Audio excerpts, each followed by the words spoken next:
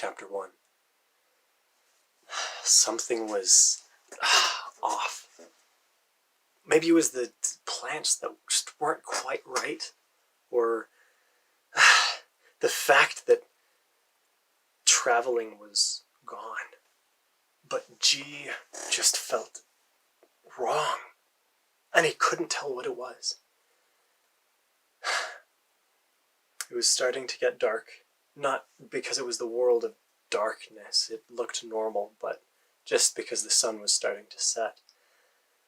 G sat in the cave that he and Scar had found to try to hide away from the Prophithians until they could figure out what was going on.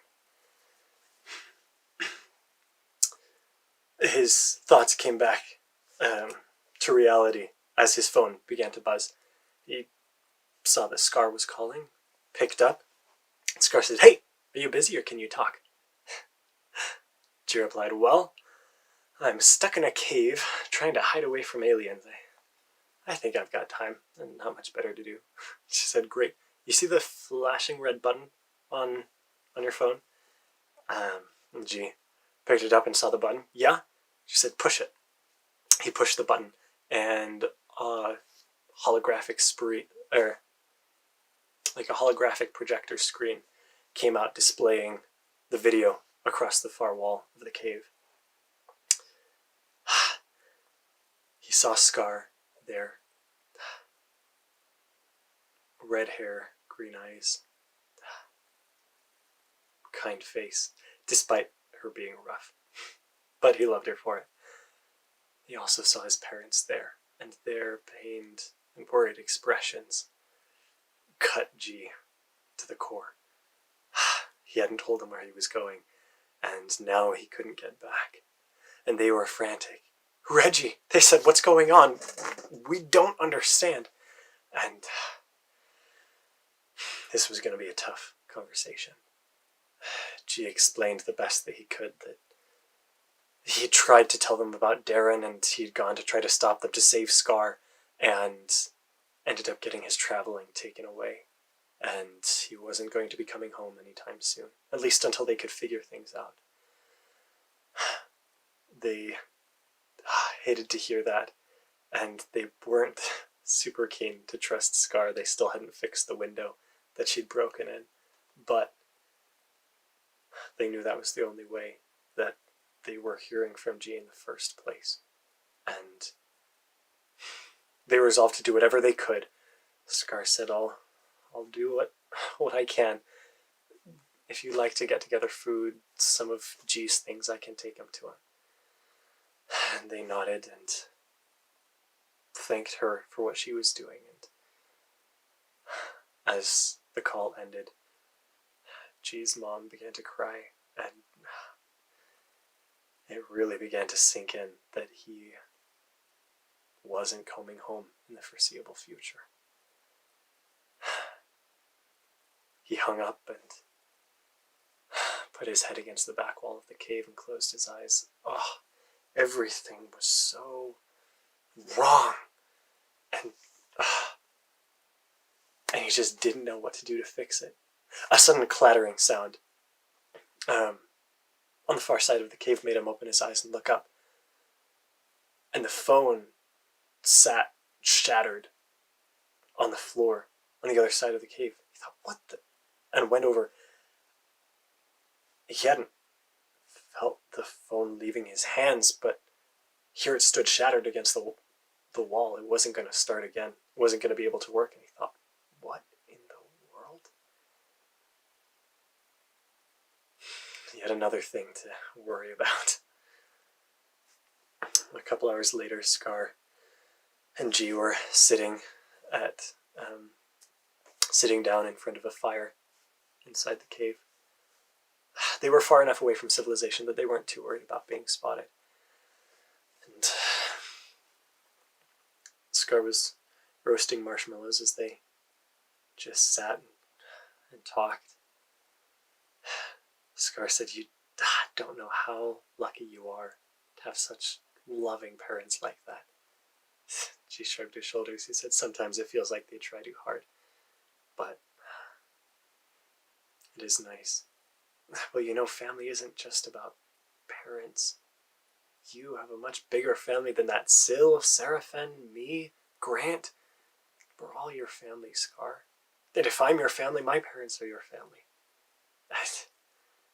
She said, it is nice to know that there are people who accept me, but it's not quite the same. And they held each other a little bit closer as the sky grew dimmer, as the sun began to set.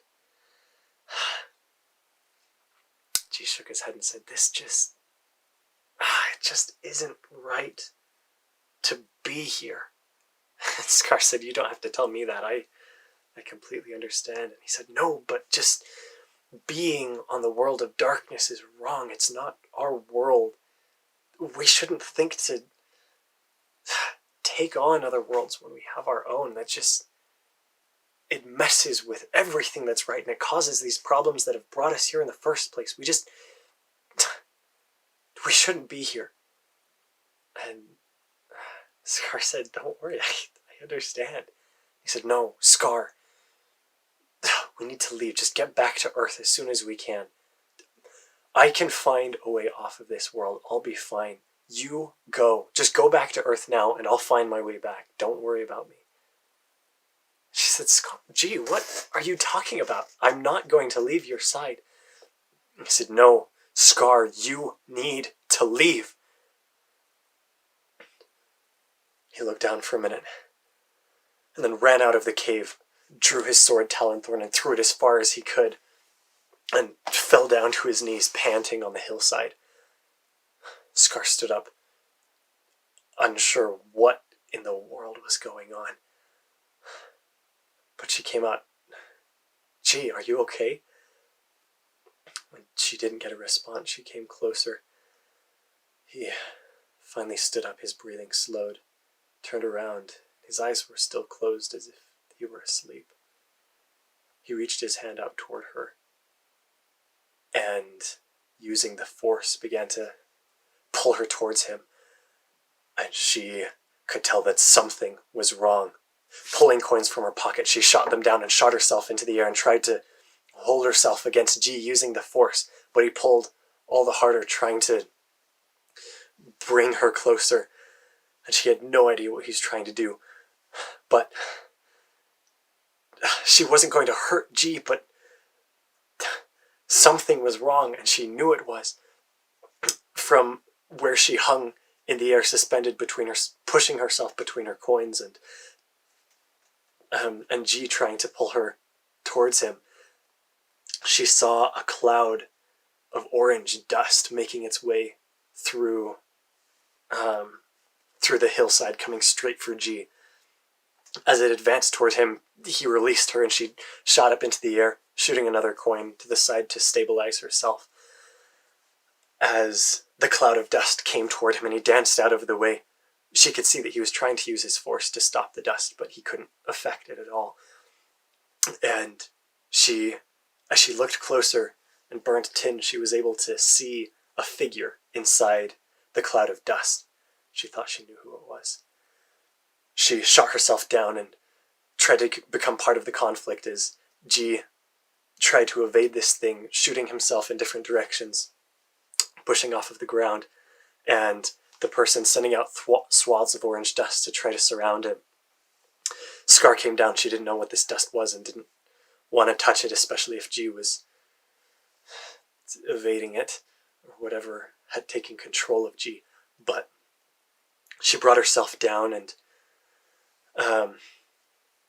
did what she could to stay between G and the dust. She pulled out her lightsaber and advanced on the dust and just did the best that she could to hold the premises, and she distracted whoever was in the dust long enough that G managed to escape, and that was what she cared about. She did not want him to get caught, not in this world, not by these people. The person tried to follow after him, but Scar shot forward and pulled a vacuum out of her pocket and started sucking up the dust and pulled out her lightsaber and advanced on the person. And they were wearing a full bodysuit, so she couldn't tell who it was until they screamed in rage, and she knew that it was Darren. Reggie had gotten away, and Darren, in frustration, he cut off his dust-blowing suit and threw something on the ground that hit the ground and let out an explosion of red that enveloped Scar, enveloped Darren, and nope, just enveloped Scar. Enveloped Scar and the dust around her, and clung in air. She wasn't able to move. She couldn't move her eyes or anything.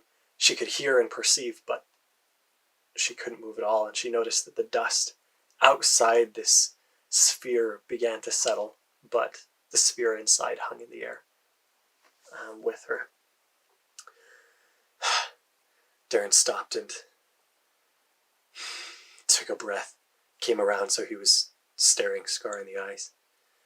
He said, "You need to stop. Just stop and listen to me for 1 minute." He pressed a button and released the dust and freed her. He didn't seem like he was immediately going after her or going after G, so she disengaged her lightsaber and stood down and said, "What? I don't want to listen to you if you're going to feed me more lies. That's all you've ever done." And he said, "You need to listen to me because the things I have to tell you are the only things that are going to help you understand what's going on. You have no idea what you're getting into here." And she didn't answer that. She wasn't going to give Darren the satisfaction of that. I just said, "If you're so smart, what does siren mean for G?" She didn't respond. I said, "Why is G so special, huh? You chose him and picked him out, trained him because he's a seer and a traveler. Why? What does that make a difference?" "Fine. I don't know, Darren." "Is that what you wanted to hear me say? I don't know." He said, "No, you don't. What you have done with G has jeopardized the entire universe." She says, "How is that possible? G is completely normal." Darren raised his eyebrows and said, "That was normal? What happens when you take a seer off of their anchor world, Scar?" She shrugged her shoulders. And he said, "Seers are able to see any world except their anchor world. And that's fine until you get them to a different world and they can see the things around them. And they begin to create those things as they see them." Scar said, "Why is that such a bad thing? That they create what they see, that they create destiny?" Darren said, "Because they don't just create. They destroy. And the things that have been done, they seek to undo. You've released G on this world, and he won't rest until it is destroyed." Scar said, I can't believe that." He said, "No. What's been taking over G? You've seen the way that he's acted, and even before this, I'm sure that it started before he came to the world of truth, that he's been losing control and gaining abilities that you don't understand. The thing is, that's going to keep growing. And the longer that goes on, the stronger he's going to get, and the more people he's going to kill because of you and because of what you've done." Scar didn't completely believe Darren, but it matched what she had seen, and she was sure that Darren and the Profithians in some way had made it look like that so that they could feed that to her and get her against G. But it made sense. Darren seemed to calm down a little bit. And he said, "I don't expect you to believe everything that I'm saying. If you come with..." I thought I could take G into control myself, but that is no longer the case. And especially not if you're going to be fighting against me. If you come with us and just see what we're seeing and try to understand, you can help G. Scar said, I want to help him, but I'm not going to do anything to hurt him.